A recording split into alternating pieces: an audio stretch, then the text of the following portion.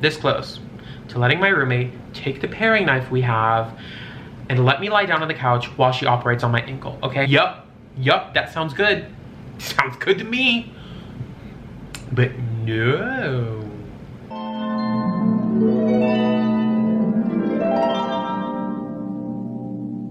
Hello girls, gays, and folks. I'm what happens when you water your redheaded gremlin after midnight, Tyler Holladay, and I'm here with a story time for you guys.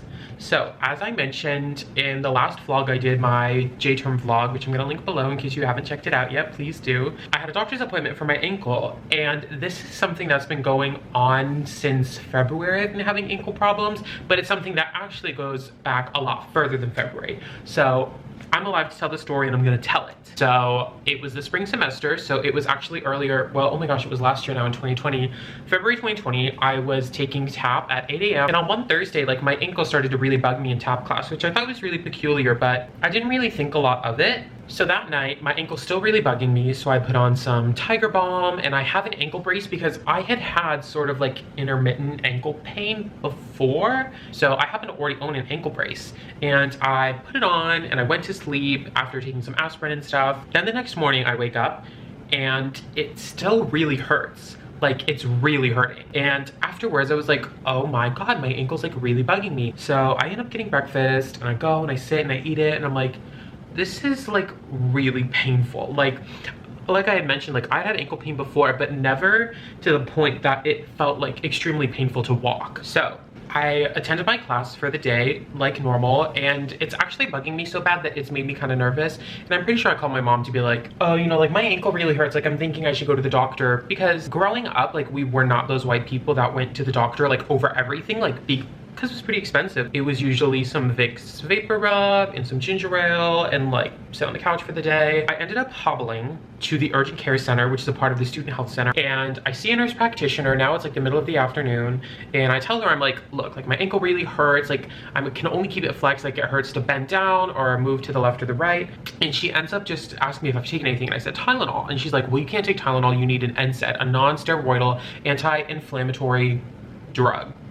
D-osteophyte drug. So she just gives me some ibuprofen and is like, okay, I really think you should come back and see the sports medicine doctor. I was like, yeah, I can come back. So I go and I kill some time. All the while I'm thinking about how bad my ankle hurts, like how unusual this is. Then comes my time to see the sports medicine doctor. So I hobble back into the student health center, re-tap in, go to a different floor and meet him in his office. And he's like, okay, what's going on? And I'm like, well, my ankle hurts and the nurse practitioner said I should come and see you. I can't really like bend it, and I have like kind of noisy ankles. Like my ankles, I don't know if you just heard that, but like they crack like that all the time. And turns out that's totally normal, he told me. But I was like, it's just super duper like painful, and as you can see, like it's dumb swollen. He's like, okay, so I think I should order some x-rays. So then he goes and orders the x-rays, and he's like, okay, go around the corner, and by the time I go back into his office, he's already gotten them. The doctor observes the x-ray really quickly and tells me that I have an osteophyte, which is a bone spur. So I'm gonna show you guys the x-ray. You can see where he wrote bone spur. It's right below my finger, but can you see that little bit that looks almost like a rhino horn protruding from the bone? That's what was giving me the ankle pain, right? The doctor asks me, right? He's like, do you remember any time within the last couple of years that you seriously hurt yourself, like seriously hurt your ankle? And I was thinking, and I could think of like one time while I was dancing, I hurt myself pretty badly, but like immediately I wasn't recalling some like really traumatic instance where I had really hurt my ankle. And he's like, well, what happened was, or what's likely to have happened, was sometime within the last couple of years, you hurt your ankle and you actually fractured it. But you probably didn't think anything of it and sort of brushed it off, not knowing that your ankle was fractured and like needed some serious attention. So then in an attempt to repair itself, my body not only rectified the fracture, but overcompensated and continued to grow and was currently making me a new ankle bone. So I have this little extra piece of bone that looks like a jagged freaking rock that has now begun to dig into my ankle joint, and that's probably the explanation for the intermittent ankle pain I've been experiencing for the last couple of years. I was having, I just refer to them as like flare-ups. Like my ankle would swell up and like hurt really bad, and it would hurt to turn it inside or outside, you know? So he gives me a referral for an orthopedist that's in the NYU Langone network. So I get this referral for a doctor on the Upper East Side, and then that doctor orders me MRIs. A traumatic experience, truly. I had my initial doctor's appointment with the sports medicine doctor in February, and then I'm getting my MRIs like, I would say early March. Now in January, I had gotten my right helix pierced. I show up to my MRI appointment, I'm sitting and I'm waiting, and I never had an MRI before. I didn't know what it was, but I was kind of nervous. Who wouldn't be? So the nurse comes and gets me, and he takes me back, and I have to put on a little gown and some little non-slip socks, which I actually kept because I love socks with the little grippies. He's like, you need to take out all your jewelry. I'm like, what? And he's like, well, the MRI machine is basically like a huge magnet. Like if you don't take it out, like it's gonna pull it out of your face. And I'm like, oh, that's not good. I end up taking my septum piercing out, which I changed the jewelry once or twice myself by this point, so I wasn't particularly nervous about it. The cartilage piercing was a whole nother story. So I'm in the little changing room. I change relatively quickly. Okay, like less than a minute. I'm changed and I'm ready to go, but I need to take my jewelry out. Okay, take the septum piercing out, no big deal. Go into the bathroom. I'm able to take the little ball out of the ring that's currently in the cartilage of my right ear, and I can't get it out because the ear itself is still so swollen because the piercing is so relatively new. It took me about 15 to 20 minutes, okay? I am in there sweating, crying. There's blood all over my hands and my ear now because I literally can't get it off, and I'm looking up YouTube tutorials. Meanwhile, they're like literally waiting to perform my MRI. Like they probably still think I'm changing her. Who knows, like taking a nervous dump. The nurse that day was so nice, let me tell you. He got me some alcohol pads and he like told me it was gonna be okay. So I end up like tearing the piercing apart, like prying it open, totally ruined it. And I'm like, okay, mission accomplished. And then like my adrenaline's running. So then I go into the MRI room, and you lay down on this big table, and you've seen them in commercials for like different drugs before. It's like this huge machine, and they lay you on like a little, I don't know, cutting board, metal bed, whatever you want to call it, and then they put you in the machine. And I was like, I'm going to lose my mind. I'm going to lose my mind. Especially because they needed it from 2 different angles. So they told me I was going to be in the machine for about 45 minutes to an hour. And then the good news was they only really had to put me in up to my waist. So I didn't have to be like too nervous. And meanwhile, they're like, oh, do you want to like listen to any music? Like we have headphones. And I'm like, oh, like I think I'm good. And they're like, okay. And then they're getting ready to start, and they're like, so the machine's gonna be like super loud. And I'm like, wait, what? They're like, the machine is just like really loud when we perform the MRI. And I'm like, okay, then I will take the music.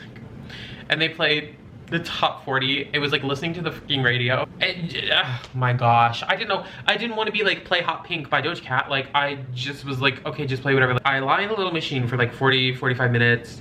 They end up finally pulling me out, and I go change back into my clothes. I ended up going to I was in Kips Bay, so I went to the Magnolia in the basement of Grand Central and got red velvet cupcakes for Marissa and I to eat. Marissa is my best friend, current roommate, and I went to her dorm to just like tell her about my traumatic experience. Okay, but get into this. It's the same night of my MRI. I pick up the Magnolia and I go to Marissa's, and Marissa lives in the penthouse of the dorm she lives in, right? It is just like, life just has a way of, I literally thought to myself, it would be so bad for me if the fire alarm were to go off. Just like purely hypothetically, because Marissa lives on like I think the penthouse is like the 21st or 22nd floor, and we are watching some awful Netflix original, I think it was The Kissing Booth, and you will never guess what happens. The fire alarm goes off. The fire alarm goes off. I'm like, I really can't do this. I ended up hobbling down all 21 flights of stairs. It's just something in my gut is telling me that if I hadn't like thought of it, there's no way it would happen. I didn't want to like hide in the closet and then get busted, and then they're like, why are you in the closet? And I'm like, because I didn't want to go down. They're like, why did you want to go down? And I'm like, because I have a bone spur. And they're like, what's a bone spur? Also, like, if you have like a medical reason, like, but also what if I did have, what if the building was on fire and I was handicapped and I couldn't get, well, they probably just wouldn't let you live on the 21st floor, I guess. Whatever. So after that super traumatic experience, I make an appointment to see the orthopedist on the Upper East Side. I end up waiting for like a really long time. It kind of irritated me, only because what happened was he finally came into the office and told me what I already knew. He was like, so you have a bone spur? I'm like, yeah. He's like, okay. And I'm like, okay. He's like, so there's 2 things we can do. 1, you can have surgery to have the extra piece of bone removed. or I can prescribe you this foot cream and you use it. You can just get it refilled and it does something to like numb your foot or whatever. Immediately I'm like, so I can either get one minor surgery or I can put on prescription foot cream for the rest of my life. The small outpatient surgery takes 15 minutes.